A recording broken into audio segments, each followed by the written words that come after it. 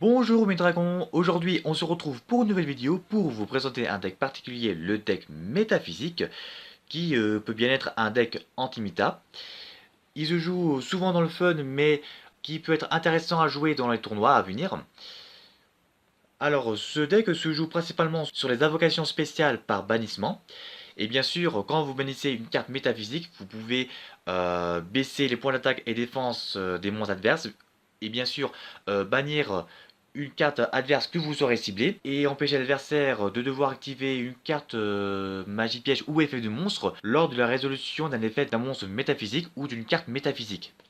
Pour moi, c'est un très bon deck. C'est dommage que les autres joueurs n'aient pas pu jouer ce deck dans les tournois. On m'a dit que c'est pas très stable de le faire jouer, mais avec des cartes invoquées, ça va le rendre stable.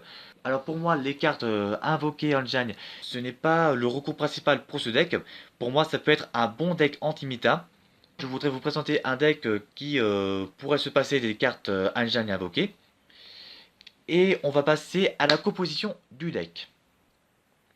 Alors, on va plutôt passer à la carte maîtresse du deck. On joue 3 Ragnarok métaphysiques. Alors, ce Ragnarok métaphysique, c'est un monstre vraiment indispensable à faire jouer en x3 obligatoirement.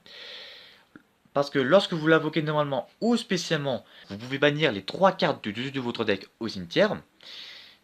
Puis, lui faire gagner 300 points d'attaque pour chaque carte métaphysique qui sont bannies. Vous pouvez monter à 1800, 2100, voire 2400 points d'attaque maximum. Puis, une fois que vous aurez appliqué des nommages avec Ragnarok, il vous sera possible d'invoquer spécialement un monstre métaphysique banni, mais qui sera banni à la fin du prochain tour. Il faut voir que Ragnarok, c'est une carte vraiment bien à le faire jouer. Il faut surtout faire jouer Ragnarok métaphysique si vous le pouvez, parce que ça vous permet de mieux préparer votre terrain et votre stratégie. Ensuite, on va passer aux 3 cartes fortes du deck. On joue les 3 dragons tyrans métaphysiques, 3 Neptis, puis 3 dédales métaphysiques. Alors ces 3 cartes métaphysiques que vous voyez juste là, ce sont les seules à posséder les 2 effets. D'où le premier effet s'active lorsqu'il peut invoquer spécialement par l'effet d'un monstre métaphysique. Et le second, s'ils sont bannis durant la standby phase, vous pourrez les mélanger dans le deck pour activer les effets appropriés des monstres. Pour Dragon Tyran, le premier effet, c'est qu'il sera insensible aux effets de piège lorsqu'il sera invoqué par l'effet d'un monstre métaphysique. Puis, s'il attaque un monstre, il pourra faire une seconde attaque à la suite. De plus, le second effet nous permet d'invoquer spécialement un monstre métaphysique depuis la main. Ça, c'est une carte vraiment bien, et ça vous empêcherait d'avoir une mauvaise surprise. Par exemple, si vous invoquez spécialement le dragon tyran métaphysique avec Ragnarok, l'adversaire ne pourra ni le bannir, ni le détruire avec une carte piège comme Force du Miroir ou bien Trap Van, ou alors Force du Miroir frémissante. Votre dragon tyran sera toujours là et l'adversaire ne pourra rien faire, il ne pourra pas se protéger avec les cartes pièges, ce sera inutile. Ensuite, on va passer à Neptis. Neptis qui nous permettra de tuto une carte métaphysique lorsqu'on mélangera dans le deck, au second effet. Et lorsqu'il sera invoqué spécialement par l'effet d'un monstre métaphysique, il nous permettra de bannir toutes les magies et pièges posés sur le terrain. Puis pour Dédale, son premier effet, la même chose pour Neptis, sauf que ce sera pour les monstres. Ensuite, son second effet nous permettra de bannir un monstre métaphysique depuis le deck. Alors ces 3 monstres, je vous recommande vivement de les mettre en 3 exemplaires obligatoirement. Parce que franchement, ces 3 monstres, ça va vous aider à élaborer votre stratégie. Et bien sûr, à bloquer l'adversaire si vous le pouvez. Ensuite après, on va passer au dernier monstre métaphysique que je vous présente. Exécuteur métaphysique que je vous recommande de jouer en x1. Parce qu'en fait ce monstre, eh bien, par rapport aux autres monstres métaphysiques, c'est le seul monstre qui peut être invocable spécialement et uniquement invocable spécialement si on bannit les 5 cartes métaphysiques de nom différents depuis le cimetière ou face recto depuis le terrain. Il ne sera pas détruit ni bannissable par les effets de cartes. Encore heureux parce que vous imaginez que si vous invoquez spécialement des dalles métaphysiques grâce à l'effet d'exécuteur métaphysique, vous activez son premier effet pour bannir tous les monstres et que l'exécuteur sera banni à cause de l'effet des dalles. Franchement, là, c'est bien pensé de préciser qu'il sera ni banni ni dessauté par les effets de carte. En plus de cela, il y a un effet qui nous permet d'invoquer spécialement un monstre métaphysique banni si l'adversaire contrôle plus de cartes que nous. Mais il sera banni comme évidemment à la fin du prochain tour. Quand je parle à la fin du prochain tour, je parle bien sûr de monstres invoqués spécialement par l'effet d'exécuteur métaphysique, tout comme pour Ragnarok métaphysique.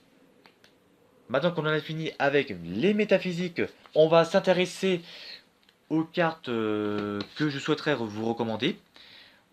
On va jouer 2 Rex le géant, un animal féerique blanche, 2 anges de loyauté et un mangeur des millions. Alors pourquoi Rex le géant? Parce que si il sera banni par un effet métaphysique comme Ragnarok, et si vous bannissez Rex le géant, vous aurez la possibilité de l'invoquer spécialement sur le terrain. Mais vous pouvez activer son effet qu'une fois par tour. Ensuite, pour ange de loyauté, comme les monstres métaphysiques sont des monstres d'attribut lumière, faut en profiter parce que ça vous permet, en défaussant, de faire gagner les points d'attaque égaux aux monstres que le monstre métaphysique attaque. Puis on a Animal Féerique Blanche qui est très joué dans le deck Seigneur Lumière. Vous l'invoquez spécialement depuis le cimetière en bannissant les 7 cartes depuis la main terrain au cimetière. Puis, une fois qu'il sera invoqué normalement ou spécialement, ça vous donne le droit de cibler un monstre face recto contrôlé par l'adversaire pour le changer en défense face verso. Puis, on a Mangeur des millions. Alors, vous n'êtes pas obligé de bannir toute votre main si vous en avez 5. Vous pouvez aussi bannir les monstres depuis votre extra deck qui ne vous servent pas à grand chose. Par exemple, vous pouvez en mettre 6 ou 7 comme vous voulez. De toute façon, il pourra ni être sacrifié, ni être utilisé comme matériel synchro, Xyz ou fusion. De plus, ça vous permettra de bannir un monstre qui sera chiant à l'éjecter. De plus, au début de la damage tape, une fois par tour, ça vous donne le droit de bannir un monstre adverse lorsqu'il attaquera un monstre. Ensuite après, on va passer aux magies. On va jouer 3 instincts métaphysiques. Alors, pour instinct métaphysique, c'est une carte magie continue qui vous permet de piocher une carte en bannissant une carte métaphysique que vous avez dans votre main. En plus de cela, ce qui est fort intéressant, c'est qu'il a un autre effet qui s'applique selon le tour d'un joueur si une autre carte métaphysique est bannie. Si c'est votre tour, tous les monstres sur le terrain perdent 500 points d'attaque et de défense, excepté les métaphysiques. Durant le tour adverse, ça oblige les joueurs à changer la position de combat des monstres, excepté les métaphysiques. C'est une carte vraiment bien à le faire jouer en x3 de préférence. Ensuite après, on va jouer les 3 cartes magie terrain facteur métaphysique. Alors précision pour le facteur métaphysique. C'est une carte magie terrain qui vous permet à chaque tour d'invoquer normalement un monstre métaphysique du niveau 5 sans sacrifice. En plus de cela, l'adversaire ne pourra ni activer de carte ni d'effet en réponse aux activations des effets de monstres métaphysiques. Enfin bref, ça empêche l'adversaire de pouvoir activer des cartes pour nous mettre des bâtons dans les roues si on a activé un effet métaphysique. Ensuite après, pour renforcer le deck, j'ai dû ajouter champ magique de mi-destruction et rotation de plateau. Alors, champ magique de mi-destruction, c'est une carte magie terrain qui m'a l'air embêtant pour le contrôleur et aussi pour l'adversaire. Il est activable uniquement au début de la main phase 1 ou main phase 2. Et durant la main phase 1 de chaque joueur, les monstres sur le terrain ne peuvent pas être détruits par les effets de carte de leur adversaire. Et aussi, aucun joueur ne peut cibler de monstres contrôlés par son adversaire. En plus de cela, il sera impossible pour le contrôleur de cette carte de pouvoir activer ou poser une carte magie de terrain. Tant qu'il est face recto. Pour vous en débarrasser, vous aurez besoin d'une carte magique ou d'un piège qui vous permet de cibler cette carte et la détruire. Ensuite vient rotation de plateau. Alors elle est vraiment très puissante parce que ça nous permet de poser 2 cartes magie de terrain de nom différent depuis les decks sur le terrain. Un sur le vôtre et l'autre sur le terrain adverse. En plus de cela, tant que ces cartes magie de terrain resteront posées, aucun joueur ne pourra activer ou poser d'autres cartes magie de terrain. En gros, vous activez la carte, vous posez facteur métaphysique sur votre terrain et champ magique du multi-destruction sur la vôtre, et vous attendez que l'adversaire puisse retourner la carte, enfin qu'il active la carte terrain, s'il veut vraiment pouvoir activer, genre par exemple la carte magie terrain pour les Trickstar, qui pourrait un grand aide pour ce deck. Sauf que il aura une mauvaise surprise de devoir activer cette carte. En plus, il aura beaucoup de mal à s'en débarrasser parce qu'il faudra tourbillon de jumeaux pour s'en débarrasser ou typhon d'espace mystique. Sauf que le problème, c'est que dans certains decks, il n'y a aucune carte magie ou piège qui lui permet de s'en débarrasser. Franchement, je plains l'adversaire qui recevra la grande surprise. Ensuite après, euh, pour aider le deck métaphysique, j'ai mis fissure dimensionnelle. En gros, ça va permettre de mieux bannir les monstres métaphysiques qui, au lieu d'aller au cimetière, vont être bannis à la place, quand ils seront détruits au combat ou par un effet de carte. Ensuite après, on aura fusion instantanée, pour pouvoir invoquer en plus un monstre fusion du niveau 4 ou 5 maximum, en payant 1000 points de vie. Si vous voulez faire une invocation synchro, ou alors si vous souhaitez invoquer un monstre en plus pour pouvoir empêcher l'adversaire de devoir attaquer. Enfin, j'ai mis ça en plus. Ensuite, on aura droit à 3 sarcophages dorés, indispensables pour le deck métaphysique. Ça vous permet d'accélérer votre stratagème pour pouvoir mieux préparer le terrain. Et bien sûr, pour mieux embêter l'adversaire. Puis, on aura droit à 2 transactions. Puis, à trou noir, qui se trompait très bien avec fissure émotionnelle si vous voulez vous débarrasser des monstres qui pourraient vous embêter un peu. Puis on termine avec 3 cascades d'âmes de dragon.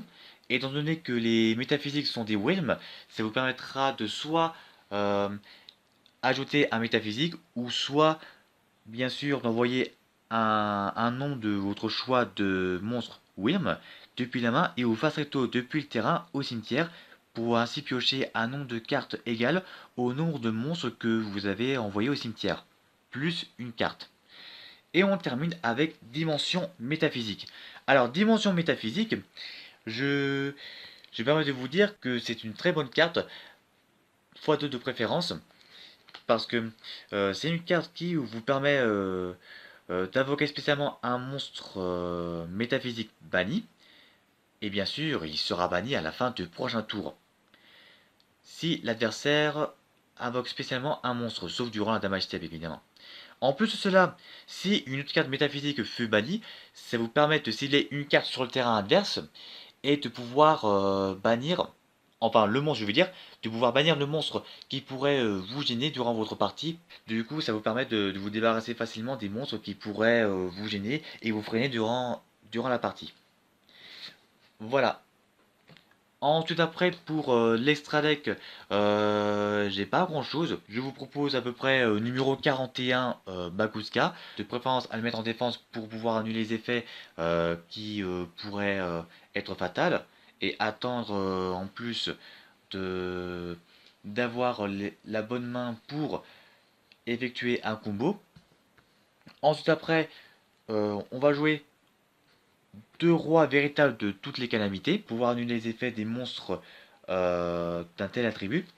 Ensuite, on aura à peu près les invoqués. Ne me demandez pas pourquoi j'ai mis les invoqués. En fait, j'ai mis ces cartes là parce que ça me permettrait de d'invoquer Mangeur des Millions facilement, autre que de devoir bannir toute sa main ou son terrain pour pouvoir l'invoquer. En fait, pour être plus précis, j'ai ajouté Fusion instantanée qui est réservé pour Rajin et Galiga. Au cas où si j'aurais des difficultés, je pourrais utiliser Fusion instantanée pour invoquer soit l'un ou soit l'autre pour m'avancer un peu dans le jeu.